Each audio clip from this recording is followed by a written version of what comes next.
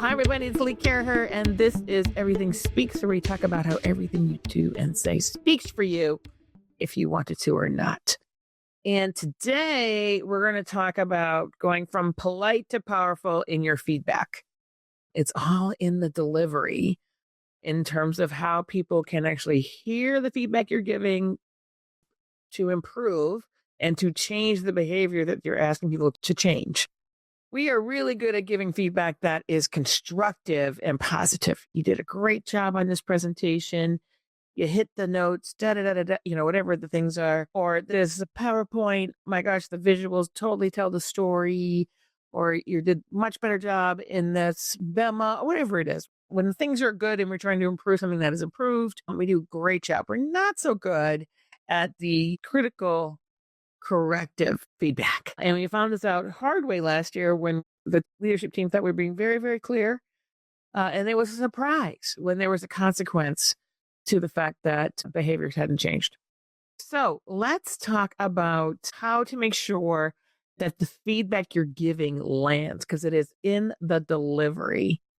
And there's some things that we used to be taught to do that have been rethought by people who research these things, and we should not do them anymore. So just put a finger up if you've said, I think I've told them this before and nothing's changed. Put a finger up if you avoid giving feedback to be nice. Put a finger up when you were shocked that no one changed. 3 fingers are up. Hello. And I think a lot of the problem is that we approach conversations as if all conversations were the same. We are in a high appreciation organization because, as you know, teams that feel highly appreciated outperform those that don't. But appreciation and correction are very different conversations and need to be approached in a very different kind of way so the person you're talking to can hear the difference. Otherwise, it's like, oh, that's okay. I guess I'm all right. We're doing great. So the core problem is that good intentions don't equal behavior change. And if the behavior doesn't change, the message didn't land. Another way to think about it is that constructive feedback improves a skill and corrective feedback changes a behavior. They are both important. They are not the same at all. So when we think about why feedback fails, here's where we want to change some things that were, well, if you're my age, drilled into earlier career. Sandwiching. We've all heard the sandwich. Start with something good, give them the hard feedback, end with something good. So you got these very nice pieces of sourdough bread on the side. They may have mayonnaise or mustard on them. And then you have the meat in the middle. That is the corrective behavior change you want to make. But no one hears them because they're surrounded by this fabulous bread that tastes really good. So the sandwiching, data on the sandwiching is that you shouldn't do that anymore. It doesn't work. And it may be generational, but it just doesn't work. People hear the good stuff. They bypass the meat. Maybe, they're like, oh, that doesn't matter. But here's another good piece of bread. And you're ending the conversation on an up note as if there's no problem and that nothing has to change, because that's how you ended the conversation. Don't do that anymore. It's more like a hint and a hope. A hint and a hope. It's like you say, it'd be great if we could all be here a little early so we can, start the meeting right on time. That's a hint. It's a hint. It's like not a direction. I hope they understood that I was actually talking to them. It's a hint. And I hope that they show up. It is a hint and a hope. No. Show up 5 minutes before the meeting starts. Make sure that your computer is on and that you are logged in and ready to roll. That is not a hint and a hope. That is a direct, right? Feedback also fails because we wait too long to give it. I talked about this in both my books, but how many times I've helped people who are like, well, gosh, she's been late for 6 months. You are going to have a hard time when you tell her she's been wrong for 6 months, because that person is absolutely, positively, righteously upset that you let them be wrong for 6 months and didn't improve them. Because why? Anybody who's gotten that feedback, anyone who knows that they've been wrong for 6 months, 3 months, 3 weeks, knows that people have been talking about them. No one likes that. So if we wait too long to give the feedback, it doesn't land. It's basically, you've said it's not important until I decide it was important. And that doesn't work. And then we think about intent over impact. We really want the impact is the change. We don't, oh, they don't mean to. It's okay. Da, da, da. And then it happens again and you're pissed off. And it happens again, you're pissed off. And then 6 months later, you tell them they've been wrong. And then they get mad at you for letting them be wrong the whole time. So those are the reasons that feedback fails. And so we can change all those things. No more sandwiches, right? Keep the sandwich at lunch. Just saying. So one thing we can do is shift that language. This is where the everything speaks comes in from. This just can't keep happening. I've said this to you so many times. I thought I told you this. Here's what this means if this doesn't change. You hear the difference? This just can't keep happening. To here's what this means if you don't change this. If this doesn't improve. If we don't see dramatic difference in your behavior. Here's what this means.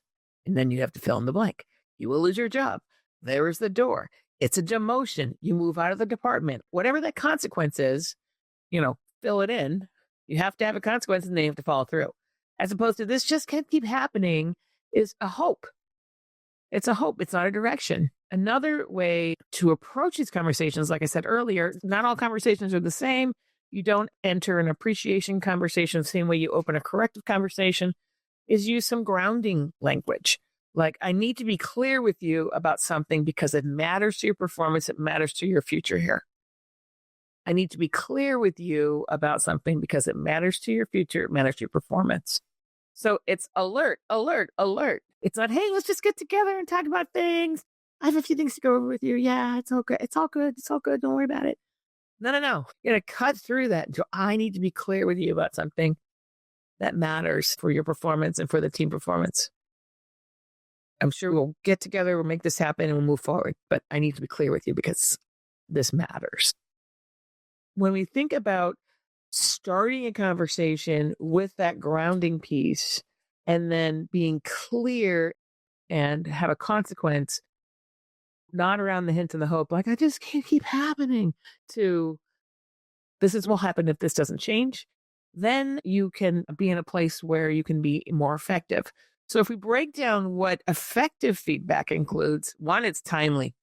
It happens. So, timely is not, you just met a deadline. Everyone's hair is on fire. My God, papers are literally flying around because you just pushed send. I have some things to say. That is not the time to do that. Really is not the time to do it.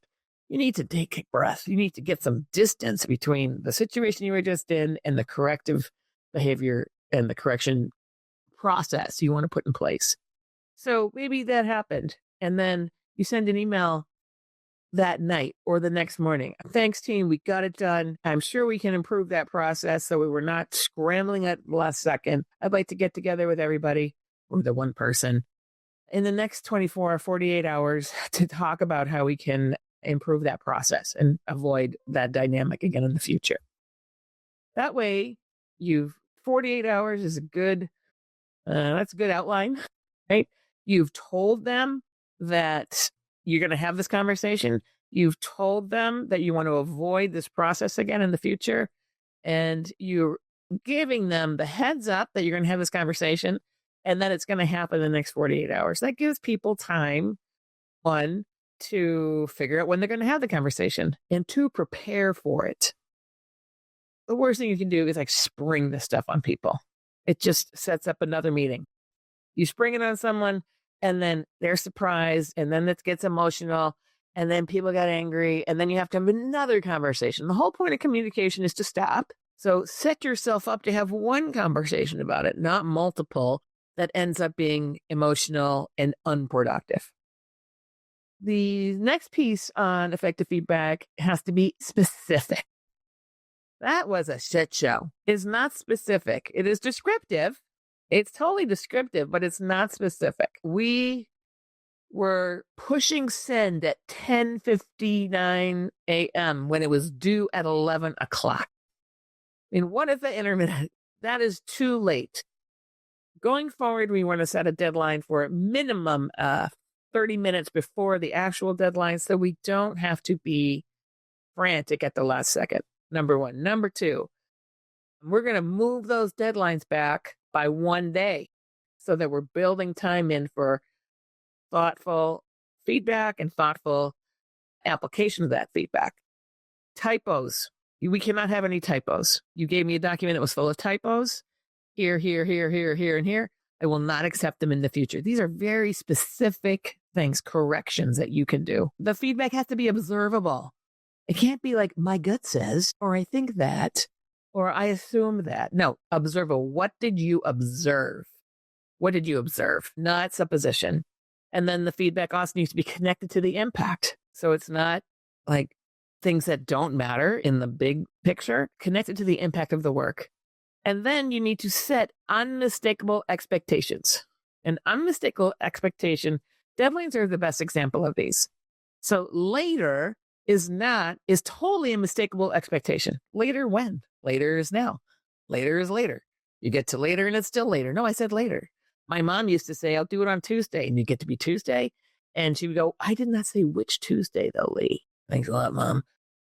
So unmistakable expectation in a deadline looks like this. Tuesday, February 4th, 1 p.m. Central. You know the day, you know the date, you know the time, and you know the time zone. There is nothing you can mistake about that deadline. How can you drive unmistakable parameters into every expectation? Expectation, you give me something that when I get a document, no typos, formatted correctly. You have questions for input on the side with very clear direction. And I understand when you give it to me, I understand when you need to get it back so that you can get it done on time. These are very clear expectations. So when you think about what effective feedback includes, timely, specific, observable, connected to the impact, and unmistakable expectations. There's no sandwich. There's no bread. There's no fancy sourdough bread that somebody made from an ancient grain that you focus on the ends and you avoid the meat. No, go right for the meat. And you've teed up the conversation with we need to have a conversation about this process. So I'm very clear because it matters and we need to have a change because it's going to impact everybody's work. And you're not hoping on a prayer. Hinting and hoping. You don't want to do that. Facts, impact, expectation. You can make a request and you figure out how to support it too. I have another podcast on the circle of communication and getting through critical conversations in a way that helps you go around the circle and get processed about it. I'll link that in the show notes. But as we think about feedback, which is we all dying for feedback. I don't know anyone who doesn't want feedback. They want feedback they can act on. And people don't want to be wrong for long. If they're wrong, they want correction. Tell me what I can do better. Put it in the middle of a really thick 1-inch piece of bread on either side, because I'm not going to hear it. I'm going to be focused on the bread. Say what you mean what you say. Be respectful, specific, timely, impact, observable, and unmistakable expectations. It's all in how you communicate your feedback and that everyone can move forward together in a productive and positive way. All right, everybody, I'm Lee Caraher. This is Everything Speaks, and I'll see you next time.